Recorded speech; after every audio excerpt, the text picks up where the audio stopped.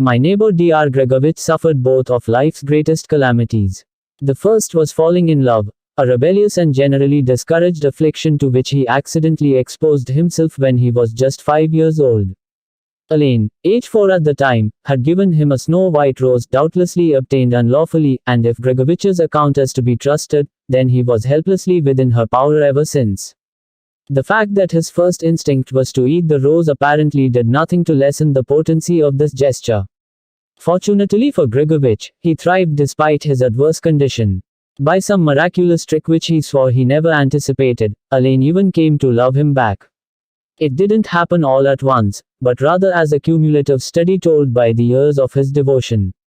He told me that he used to carry her school bag between classes, often finding himself on the wrong end of a rod after he absent-mindedly stayed to watch her rather than attending his own schedule.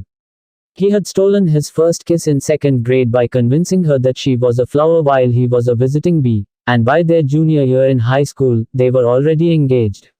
It's hard to imagine promising your life to someone when you're Tobias Wade, Com 345 still haven't the faintest concept of what life entails, but perhaps things were simpler in 1941 when they were married. The world must have been jealous of their love, but 2 wars, 7 children, and 75 shared years of illness, grief, and weariness which infiltrate even the happiest life proved insufficient to destroy their bliss. It was last month of this year when Elaine finally slipped beyond the capacity of his care and into that great freedom where care is no longer required. I saw the old man tremble so violently as he wept that I anticipated a second grave before the first was excavated, but it is the second of life's great calamities which forced his body to linger even after his soul had perished. At 94 years old, Dr. Gregovich left his house for the first time in almost 20 years to follow her last black procession. Since then, however, I have seen him outside every day, kneeling upon the ground and mumbling through dried lips which have almost already returned to dust. Rain or storm or howling wind, I would see him there without fail when I returned from work. It was obvious what he was doing, but I asked anyway because it had been too long since my heart felt the warmth I knew his reply would bring. I'm planting roses, he told me. 1 for every year I borrowed her for. I'm sure you are making her very happy somewhere, I told him. I don't want her to be happy somewhere, I want her to be happy here. I want the smell to lead her back home to me. The roses flourished like nothing I had ever witnessed. Seeds the size of a corn kernel would begin sprouting the next day, 51 sleepless nights.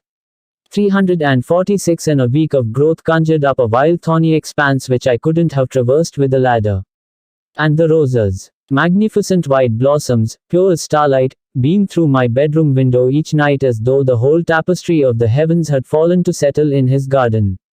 I've never seen a flower grow like that, I told him. What's your secret? I'm not planting flowers, Dr. Gregovich replied.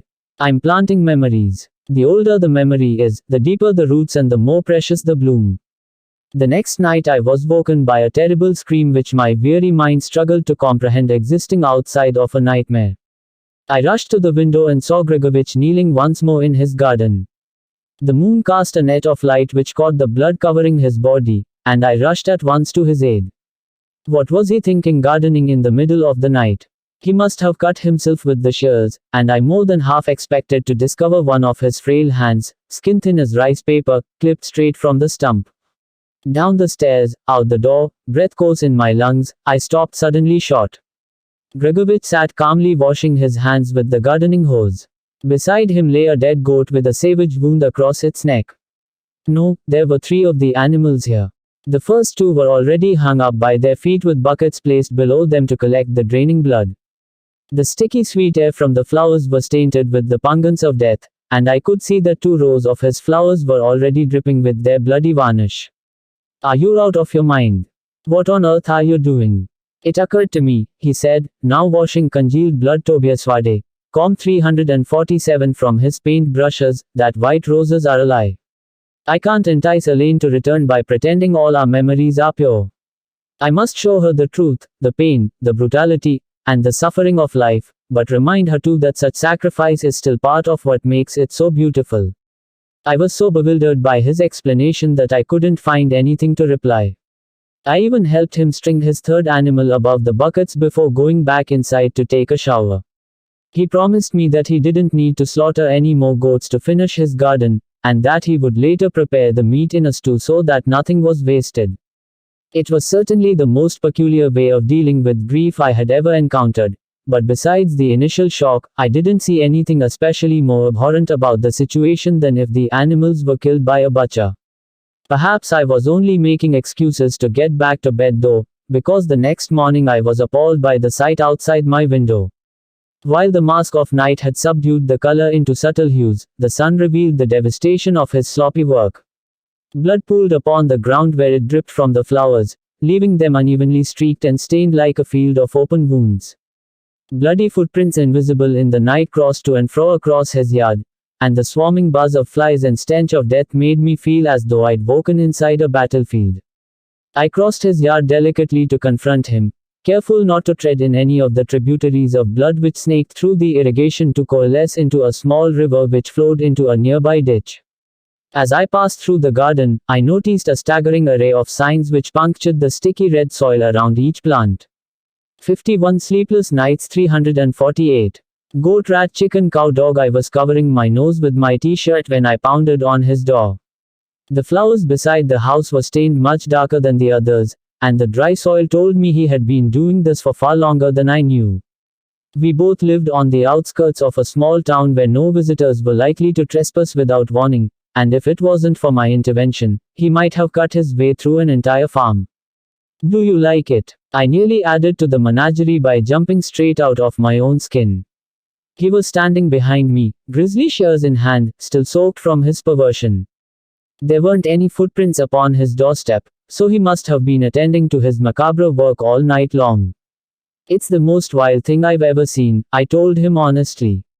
And I'm sure Elaine would think the same and turn straight around even if she was coming back. This has to end. Do you see her? Elaine, where are you? The poor creature's eyes bulged from their sockets with unrealized expectation. She's not here, you dithering old bat.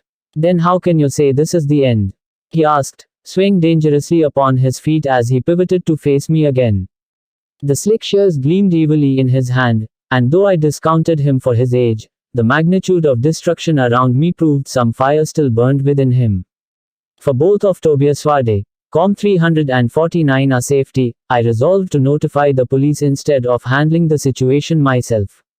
I turned and marched swiftly away from Gregovich.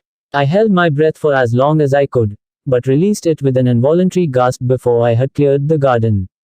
A single white flower remained unsoiled at the edge of his garden. Planted in the soil beside it was a sign. Human, it was still white, but I had to act fast. If I called the police now, but I was already too late. I heard a loud pop like a firework going off, and then something sharp stung the back of my neck. At first I thought it was one of the biting flies drawn by the blood, but then I heard the sound again and a second needle pierced my thigh. Tranquilizer darts. I plucked them out and hurled them down, although the ground already seemed much closer than I remembered. My throat closed down to a pinhole and the field of red roses swam across my vision. The flowers danced like living things in a sordid parody of the animals which painted them red. But he was so old. If I could just crawl into the road, I could get away and someone would find me. I plunged my hands into the bloody soil and dragged myself into the ditch. The thick liquid from the fields flooded over me, offering at least some concealment. I choked on air as thick as the river which flooded into my lungs. The red surrounding me was more than color. I felt it course over me, heard it pounding beneath my skin, feeling as though I was part of that stream which pounded through the veins of a giant. I didn't even hear the third pop when another needle pierced my back. 51 sleepless nights 350. When I woke up, there was no longer any distinction between me and the blood pouring over my face. I tried to wipe my eyes, but the second my vision cleared, a fresh stream bubbled over them. I was disoriented, but I could vaguely sense that I was hanging upside down. My throat burned like I was being choked with a red-hot wire. I struggled to reach my feet which were tied above me, but my feeble lurch only served to send a fresh wave of blood from the gash in my neck to splatter in the bucket beneath me.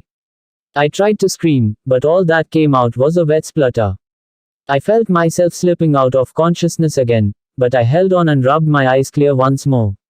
There, Something was moving beside me, although the state of my overburdened senses and my reversed perspective made it almost impossible to distinguish the blurred shapes. You did all of this.